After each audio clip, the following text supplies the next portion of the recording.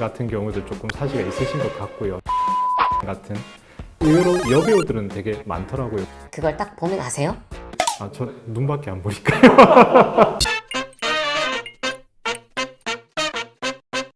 오늘은 사시 중에서 가장 흔하게 나타나는 외사시로 힘들어하는 사연을 듣고 질병의 원인과 치료법을 자세히 알아보겠습니다.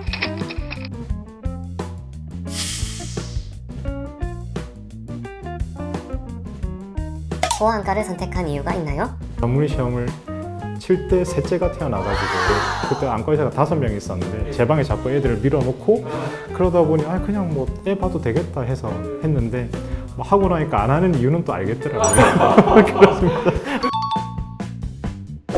11살 아이 엄마입니다. 아이가 어릴 때 유치원 선생님이 우리 아이 눈이 사시처럼 보인다고 한 적이 있습니다. 이후 병원에서 검사를 받아봤는데 특별한 이상은 없다고 하시더라고요. 괜찮다고 해도 신경이 쓰이는 게 부모 마음 아니겠습니까? 아이가 사시인지 아닌지 집에서 바로 알아챌 수 있는 방법이 있을까요? 사시는 두 눈동자가 바르게 정렬되지 않은 상태를 뜻합니다. 눈이 돌아가는 형태에 따라서 내사시, 외사시, 상사시 등으로 나눌 수 있습니다. 소아사시가 많이 발생하나요? 네, 저희 교실에서 제5기 국가건강영양실태조사를 기반으로 대한안과학회지에 발표한 내용에서는 6세에서 11세 사이의 사시가 한 1.9% 정도였습니다. 그런데 실제로는 조금 더 높게 느껴지기도 합니다. 우리나라에는 어떤 사시가 많나요? 우리나라에는 외사시가 제일 많습니다. 이제 우리가 서방이라 부르는 쪽에는 오히려 내사시가 조금 더 많고요. 집에서 자가 검사를 하는 방법을 제가 교과서대로 교육드리긴 조금 어렵겠지만 제 환자분들에게는 이렇게 알려드립니다.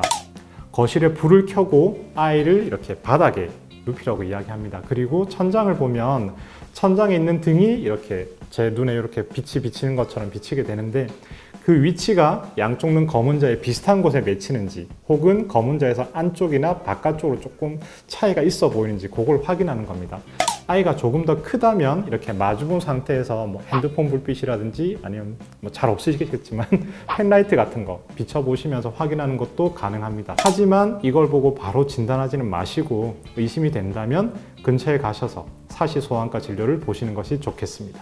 사시의 전조 증상이 따로 있나요?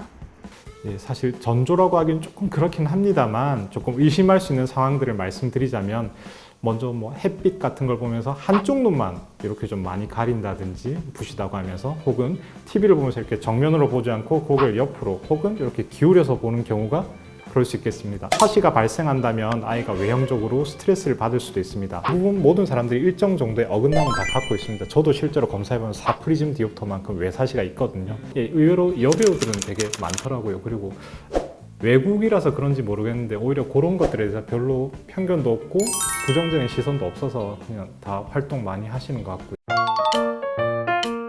6살 아이 엄마입니다. 영유아 건강검진 갔다 왔는데 아이 시력이 0.6, 0.5가 나왔습니다. 안과를 가보라 해서 갔더니 사시라고 대학병원에서 수술을 받으라고 하시네요. 정확히는 간헐적 외사시와 약시 진단을 받았습니다. 다리에 힘이 빠져 주저앉을 뻔했습니다. 우리 아이 사시 수술 받아도 괜찮은 걸까요? 수술 받으면 시력이 더 나빠진다거나 부작용은 없을까요? 수술이라는 것이 함부로 결정하면 안 되는 것이지만 사시 수술은 그렇게 위험하지 않고 큰 합병증을 동반할 가능성이 적기 때문에 받아도 괜찮습니다. 정말 좀 극단적인 표현이지만 다리끼 째는 것처럼 간헐적 외사시가 무슨 질환이죠? 항상 정렬되지 않고 어긋나 있는 것이 아니라 한 번씩 눈이 어긋나 있는 경우를 이야기합니다. 간헐사시에서는 서서히 빈도와 시간이 늘어나는 항상사시로 진행되는 경우가 많습니다. 약시라는 것은 눈에 특별히 구조적인 이상이 없으면서 시력 발달이 되지 않는 경우를 이야기합니다. 이 아이의 경우에는 양한 시력차가 크지 않기 때문에 수술을 진행해도 괜찮겠지만 한쪽 눈에만 약시 진단을 받는 경우에는 수술 전에 약시 치료를 먼저 받는 것을 권장합니다. 사시는 어떻게 치료하나요? 일단 사시로 먼저 진단을 받게 되면 가장 먼저 조절마비 검사를 통해서 굴절 이상을 교정하게 되고요. 교대 가림 검사와 같은 비수술적 치료를 진행하게 됩니다. 호전되지 않고 사시의 발현 빈도와 시간이 늘어나고 그리고 양안시 기능이 떨어지게 되면 수술을 하게 됩니다.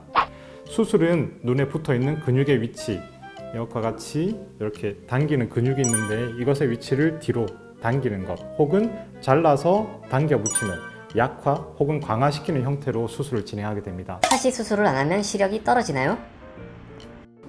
실제 이제 사시 수술을 하지 않는다고 해서 시력이 떨어지진 않습니다. 그렇지만 18살 정도까지는 얼굴 뼈가 자라게 되고 안환의 공간이 변하면서 사시의 정도가 조금 변할 수는 있겠습니다. 보통은 약간 안 좋게 가는 경우가 좀 더 많습니다. 10살 이전을 굳이 고집하는 이유는 시력 발달의 시기이기 때문이고 이때 수술을 진행하면 양안시 기능을 획득할 수 있고 유지할 수 있기 때문입니다. 사시 수술은 재발이 많다던데요.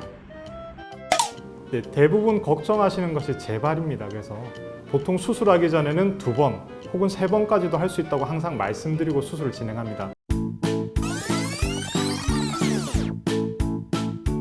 네, 사시라고 하면 대부분 환자들이 이제 외모적인 부분 때문에 걱정을 많이 하시는 것 같은데요.